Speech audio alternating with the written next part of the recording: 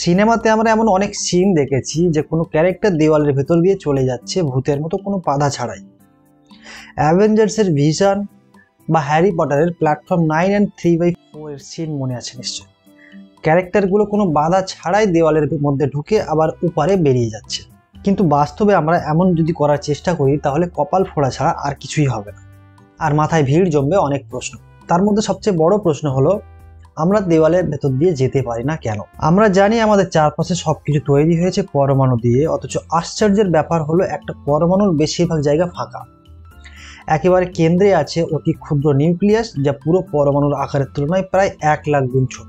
আর সেই নিউক্লিয়াস থেকে অনেক দূরে থাকে ইলেকট্রনগুলো। তাহলে এত ফাঁকা জায়গা থাকা সত্ত্বেও আমরা দেওয়াল বা অন্যান্য যে কোনো বস্তুর মধ্যে দিয়ে যেতে পারি না কেন? এই প্রশ্নের উত্তর জানতে গেলে আমাদের ফিজিক্সের দুটো প্রিন্সিপাল জানতে হবে। এক হলো ইলেকট্রোস্ট্যাটিক রিপালশন বা স্থির তড়িৎ বিকর্ষণ, আরেকটা হলো পাউলিস এক্সক্লুশন বা পাউলির বর্জন নীতি। একটা পরমাণুর কাঠামো বোঝার জন্য তার আগে আমাদেরকে একটা বেসিক ধারণা ক্লিয়ার হতে হবে। পরমাণু মূলত তিনটে জিনিস দিয়ে তৈরি। এক হচ্ছে প্রোটন, নিউট্রন এবং ইলেকট্রন। প্রোটন এবং নিউট্রন থাকে নিউক্লিয়াসের মধ্যে এবং ইলেকট্রন এই নিউক্লিয়াসকে প্রদক্ষিণ করে ঘোরে। নিউক্লিয়াসে আছে পজিটিভ চার্জযুক্ত প্রোটন আর নিরপেক্ষ নিউট্রন, আর বাইরে ঘুরছে নেগেটিভ চার্জযুক্ত ইলেকট্রন। প্রোটনের পজিটিভ চার্জ আর ইলেকট্রনের নেগেটিভ চার্জ একে অপরকে বিকর্ষণ করে, তাই পুরো পরমাণু একসঙ্গে বাঁধা থাকে। কিন্তু কোয়ান্টাম মেকানিক্স বলে ইলেকট্রন আসলে ছোট বলের মতো সুন্দর বৃত্তাকার পথে ঘোরে না, বরং ইলেকট্রনকে একটা ধোঁয়াটে ক্লাউড বা প্রবাবিলিটি ক্লাউড আকারে ধরা হয়। এর মানে ইলেকট্রন কোনো নির্দিষ্ট জায়গায় বসে নেই, বরং কোন এলাকায় থাকার সম্ভাবনা বেশি এর মাধ্যমে বোঝা যায়। ইলেকট্রন নির্দিষ্ট করে কোথাও নেই, বরং কোথায় থাকার সম্ভাবনা বেশি এটা বুঝতে গেলে হাইজেনবার্গের নীতি বা হাইজেনবার্গের অনিশ্চয়তা সূত্রে বোঝার প্রয়োজন হবে, যাকে আমি অত ডিটেলে যাব না। একটা ইলেকট্রন মেঘ আসলে পরমাণুর বাইরের অংশকে নেগেটিভ চার্জে ভরে রাখে।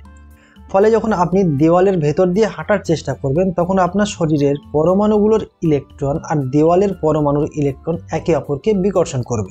যেমন একই সেম মেরুর চুম্বক একে অপরকে ঠেলে দূরে সরিয়ে দেয়, ঠিক এরকম। এটাকে বলে ইলেকট্রোম্যাগনেটিক রিপালশন। এই শক্তি আসলে বস্তুগুলোকে পরস্পরের ভেতরে ঢুকতে বাধা দেয়, আর আমাদের কাছে শক্ত কঠিন হিসাবে মনে হয়। কিন্তু ব্যাপারটা এখানেই শেষ নয়। যদি ধরা যায় কোনোভাবে পরমাণুগুলোকে আরো কাছে আনা হবে, তখন কাজ করবে একটি গভীর নিয়ম, পাউলিস এক্সক্লুশন প্রিন্সিপাল। এই নীতি বলছে নির্দিষ্ট কিছু কণা, যাদের ফার্মিয়ান বলে, যেমন ইলেকট্রন, তারা একই শক্তি বা অবস্থায় একসাথে থাকতে পারে না।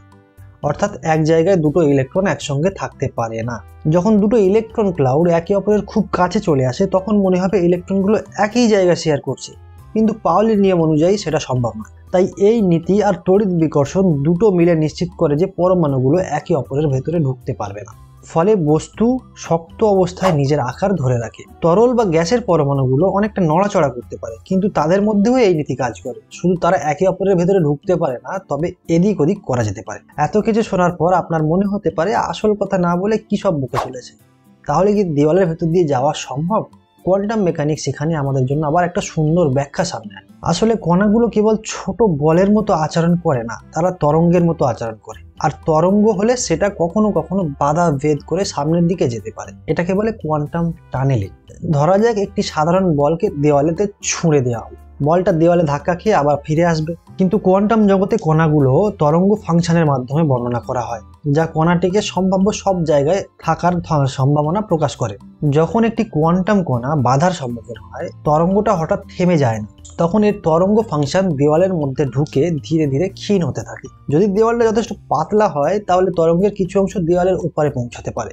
যেহেতু তরঙ্গ মানে কণাটির যে কোনো কোথাও থাকার সম্ভাবনা থাকে, তাই খুব অল্প সম্ভাবনা থাকে যে কণাটি দেওয়ালের উপাশে পাওয়া যেতে পারে। এই প্রক্রিয়াকে বলা হয় কোয়ান্টাম টানেলিং। তবে একটা মানুষ দেওয়ালের মধ্যে দিয়ে হেঁটে যেতে পারবে কিনা সেই সম্ভাবনা প্রায় শূন্যের কাছাকাছি। বিজ্ঞানীরা হিসাব করে দেখিয়েছেন এর সম্ভাবনা দাঁড়ায় 1/10⁻10⁻30।